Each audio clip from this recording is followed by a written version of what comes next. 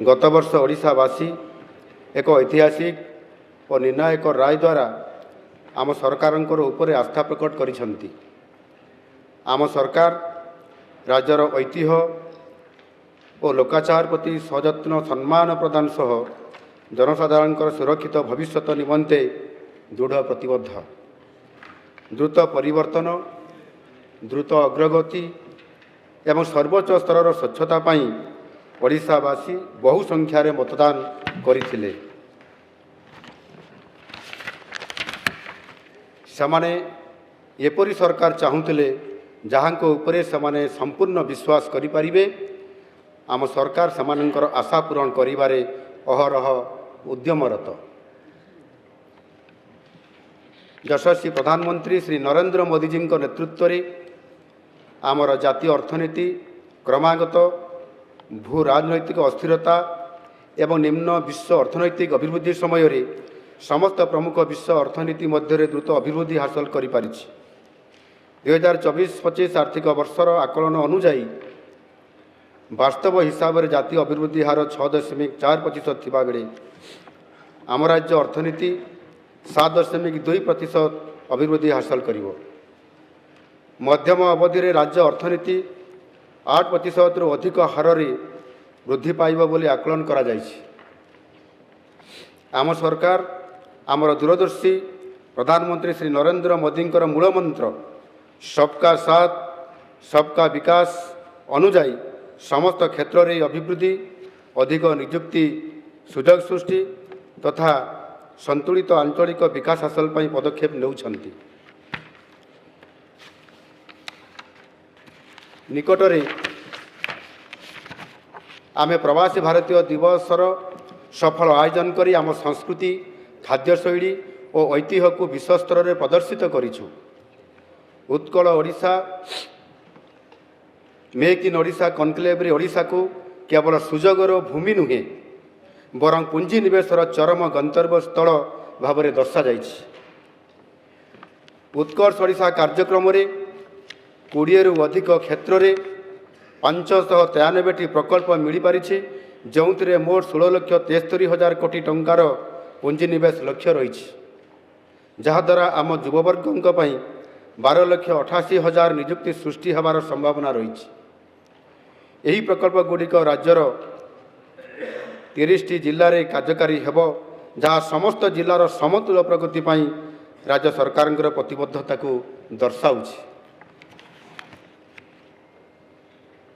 आम सरकार समृद्ध ओडिशा 2036 यात्रा आरंभ करिसेंती, जो समय आमे 500 बिलियन अमेरिक डॉलर अर्थनीति रे परिणत होबार आशा रखिछु। विकसित ओडिशा पाई आमर दृष्टिकोण माननीय प्रधानमंत्री पूर्वोदय रणनीति उपर आधारित। आमे ओडिशा को विकसित भारत 2047 अभिवृद्धि पाई एक इंजिन भाव में परिकल्पना करिछु। आमे 2047 सुधा 1.5 ट्रिलियन अमेरिकीय डॉलर अर्थनीति होबाकू आशा रखिछु। सरकार यही दृष्टिकोण को वास्तव में परिणत करने एक सामग्रिक रणनीति प्रस्तुत करिसेंती एवं यही बजेट रे सेति मध्यरु केतेक पदक्षेप को रूपरेख दियाजिवो। ओडिशार विकास सहित आमे शहरीकरण योजना करिवु, जहाँ अभिवृद्धिर इंजिन भाव में कार्य करिवो।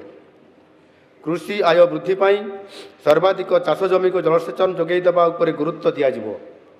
भारत सरकारंकर सहायतार राज्य में सड़क, रेलपथ एवं विमान बंदर क्षेत्र विश्वस्तरीय भित्तिभूमि प्रस्तुत करा जिवो। सुदीर्घ उपकूल ओडिशा पाई एक सुजोग। यही सुजोगर उपयोग द्वारा स्वतंत्र अर्थनैतिक जोन प्रतिष्ठा करी आमे बंदर भित्तिक विकास उपरे गुरुत्व देबु, जहाद्वारा आमे अंतर्जातीय सप्लाई चेन सहित जोड़ी होई परिबु। यह अर्थनैतिक अभिवृद्धि सहित अनेक नियुक्ति सृष्टि करिबारे सहायक हब। आमे बयन शिल्प, पोशाक तैयारी, खाद्य प्रक्रियाकरण शिल्प भली अधिक नियुक्ति सृष्टिकारी शिल्प एवं नूतन जुगर शिल्प उपरे गुरुत्व देबु।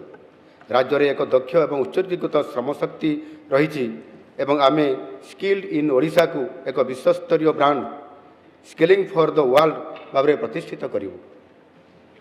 সেবা ক্ষেত্রে সরকার আইটিএস এবং গ্লোবাল ক্যাপাবিলিটি সেন্টর বৃদ্ধি উপরে গুরুত্ব দেবে এবং রাজ্যর টিয়র 2 এবং টিয়র 3 সহর উপরে মধ্য ধ্যান দেবে। আম সরকার সুভদ্রা ভଳି বিভিন্ন যোজনা দ্বারা নাগরিক মানଙ୍କର ପାଇଁ ଏକ ସୁଦୃଢ଼ ସାମାଜିକ ସୁରକ୍ଷା ବ୍ୟବସ୍ଥା ପ୍ରଦାନ କରିଛନ୍ତି। ମେଧାବୃତ୍ତି ଭତ୍ତା ବୃଦ୍ଧି ଏବଂ ମଧ୍ୟାହ୍ନ ଭୋଜନ ଯୋଜନାରେ ଅଧିକ ଛାତ୍ରଛାତ୍ରୀଙ୍କୁ ଅନ୍ତର୍ଭୁକ୍ତ କରିବା ପାଇଁ ଅଧିକ ଅର୍ଥ ବରାଦ କରାଯାଇଛି। ଶିକ୍ଷା ଏବଂ ସ୍ୱାସ୍ଥ୍ୟ କ୍ଷେତ୍ରରେ ଅଧିକ ସମ୍ବଳ ବିନିଯୋଗ ଦ୍ୱାରା ଆମେ ଏକ ଦକ୍ଷ ଏବଂ ସୁସ୍ଥ ସମାଜ ସୁନିଶ୍ଚିତ କରିବୁ, ଯେଉଁମାନେ ଆମ ରାଜ୍ୟର ଅଭିବୃଦ୍ଧିରେ ଯୋଗଦାନ କରିପାରିବେ। ରାସ୍ତାଘାଟ, ପକ୍କା ଘର, ବିଜୁଳି, ପାନୀୟ ଜଳ, ଟେଲିକମ୍ ସେବା, କ୍ରୀଡ଼ା ଭିତ୍ତିଭୂମି ଓ ଅନ୍ୟାନ୍ୟ ସାମାଜିକ ଓ ଅର୍ଥନୈତିକ ଭିତ୍ତିଭୂମି ଏବଂ ସମସ୍ତଙ୍କ ପାଇଁ ଜୀବିକା ସୁଯୋଗ ପ୍ରଦାନ କରି ଜୀବନ ଧାରଣର ମାନରେ ଉନ୍ନତି ଆଣିବା ପାଇଁ ଗ୍ରାମାଞ୍ଚଳରେ ଅଧିକ ପୁଞ୍ଜିନିବେଶ କରିବୁ। ଆମର ଲକ୍ଷ୍ୟ ଉଚ୍ଚାକାଂକ୍ଷୀ ତଥାପି ହାସଲଯୋଗ୍ୟ। ଆମେ କଠିନ ପରିଶ୍ରମ କରିବୁ, ଆମେ ଏକାଠି କାମ କରିବୁ ଏବଂ ଆମେ ଆମର ଲକ୍ଷ୍ୟ ହାସଲ କରିବୁ।